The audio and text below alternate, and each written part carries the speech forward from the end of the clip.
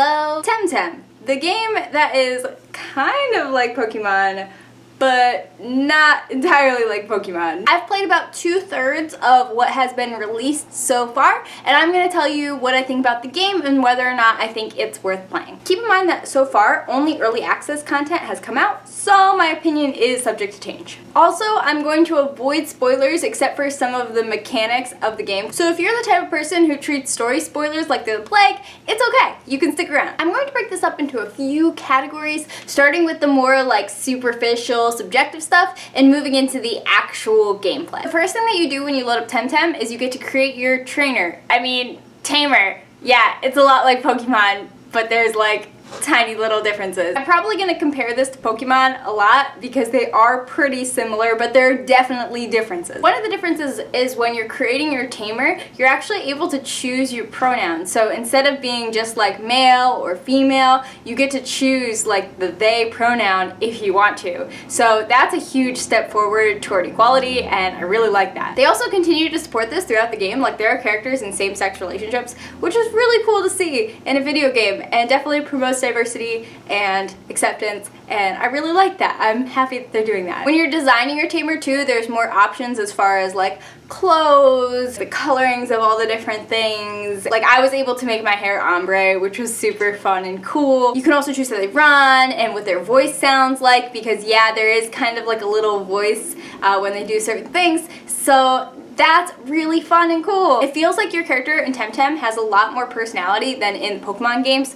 Cue the blank-faced smiling when all doom is happening. The main part of your tamer's personality is because you get to choose what they actually say in conversations. So you can be super, super sweet and just be like, oh, I'm innocent. Or you can be like, so where's my money? Like, you have a lot of different options as far as what you want your character to be. What about the Temtem themselves? I haven't found one yet where I'm like, oh my god, I absolutely love this the way that I have loved Pokemon. I'm not sure if that's the nostalgia factor. I do think that in general they're going for slightly more adult designs, and because of that you see less of the, oh, it's so cute that you see in Pokemon, which I don't think that they needed to do. Like, I think they could have made the designs cuter, especially like the earlier stages, to make them more endearing to the people playing the game. Like, I don't think there's anything wrong with them being really cute, so I wish they had invested more in the cuteness factor. One of the things I really like about the design of Temtem is that the style is cohesive throughout. The Temtems really feel like they belong in this world.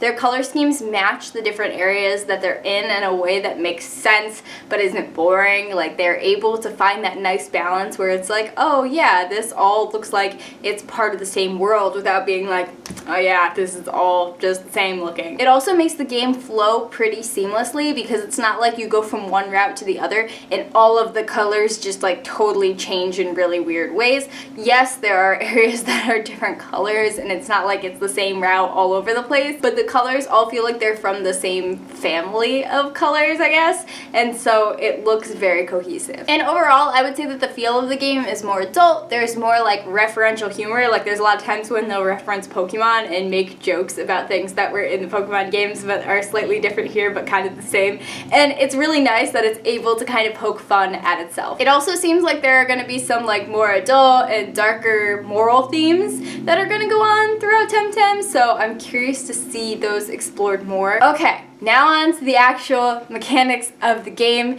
because this is probably the most important part and probably why you're all here. So Temtem is an online game where you play with a ton of people from like all over the place, who knows where they're from, and you all can kind of like see each other and interact. You have these like little emotes so you can be like, hi. This makes the game slightly more interactive, slightly more immersive because you're seeing all these other people going around. Also, because Temtems do follow you around in the overworld, you're able to kind of see what other people have and are using. You can also see the equivalent of this game's shiny Pokemon, which are called Luma in Temtem. It's really cool to be able to be like, oh hey, you got that one, I got this one, and just kind of like see how everybody's doing. Unlike Pokemon, Temtem battles are always 2v2, and this creates a lot of complicated scenarios between the Temtem's abilities and moves and how they all interact with each other. So you have to play very strategically when you're doing these 2v2 Temtem battles. Overall, the battle mechanics are very similar to Pokemon. It is turn-based.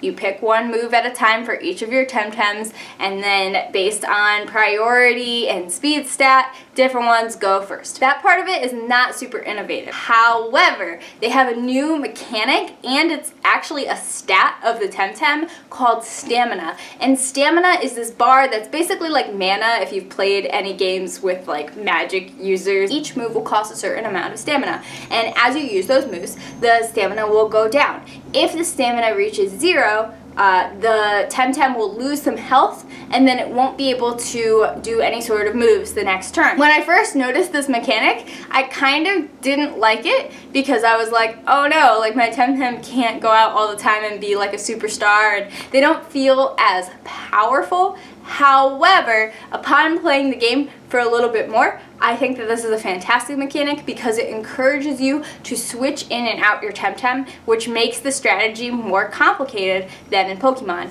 In Pokemon, when you switch out, you just like lose a turn. But in Temtem, there are opportune times to switch based on your Temtem's stamina.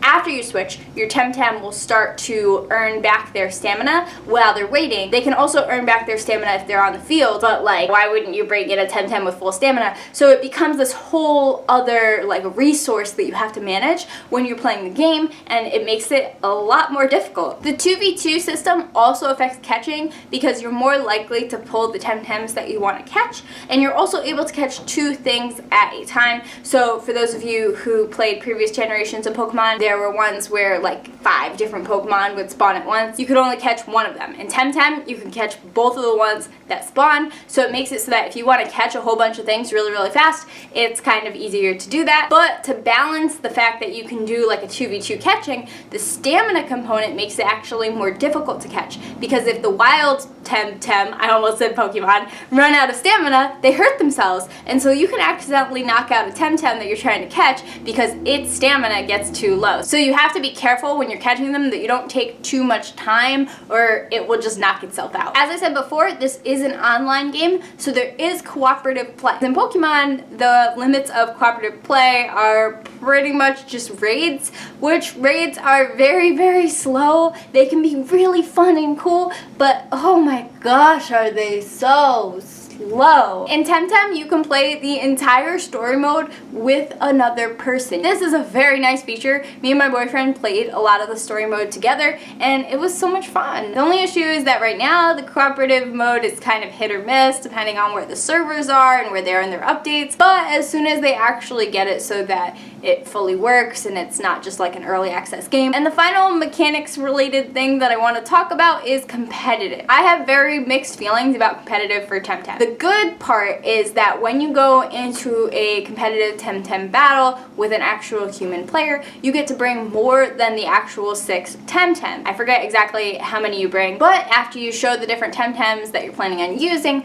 your opponent gets to choose a couple of your Temtems that they don't want to battle against. If there's a Temtem that's just OP and nobody wants to fight it, so everybody's gonna pick it, and then you're never gonna actually get to use it. Now you might want to keep it on your team anyway because it's so good, and like what if somebody doesn't choose it? It'll definitely change up the way people think about team comps as far as like, oh, I'm gonna make this one really, really strong, but it's not one that they would expect, so I'll be able to keep it. There are 2 big problems with competitive right now. One of them I think has a strong likelihood of being fixed, but the other one I'm not sure if it's gonna be fixed, so I just want to give a heads up for those of you who want to potentially do competitive with this game in the future. The thing that I think that is going to be fixed is balance. Right now, not all of the Temtem are out, and so because of that, there are certain Temtem that everybody is using when they actually face each other in competitive. So as more Temtem get released, released, this is very, very likely to fix itself, and I don't expect this to be a huge issue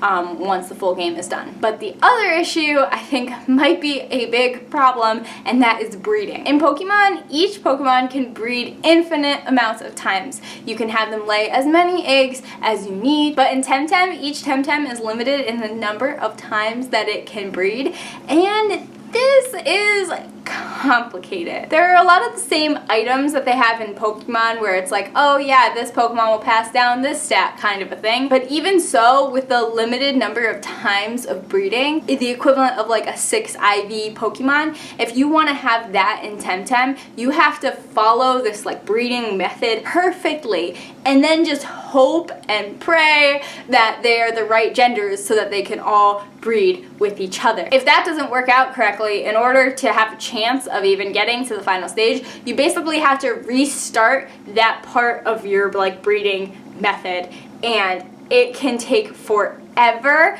It also takes a long time to catch the ones that you need, and it's not easy. Now, difficulty isn't bad, but this is like a tedious difficulty, so it's not really super fun. I'm worried that if they don't do something different with that in the near future, then Temtem won't really survive as a game, because the competitive scene is really, you know, what keeps the game going once you get to post-game and that kind of stuff. Overall though, even though I'm not 100% sure that the competitive scene is gonna last, I would definitely recommend playing Temtem. It's way cheaper than a Pokemon game. You get to interact with people online. It's really fun. It has potential for staying power depending on what they do with it in the future. If you're interested in playing, you can download the early access version right now on Steam. It is eventually going to come out as a full version on Steam. It's also going to come out on PlayStation, Xbox, and Switch. Let me know in the comments if you're playing or plan to play Temtem. Next week, I'm going to be moving on to my opinions about Gen 2 Pokemon, which is my favorite generation of Pokemon. So make sure that you subscribe, and if you want more updates about when I post, make sure that you subscribe on Instagram as well, because I will include the exact posting information on my stories, including the thumbnail before it actually posts on YouTube. Bye!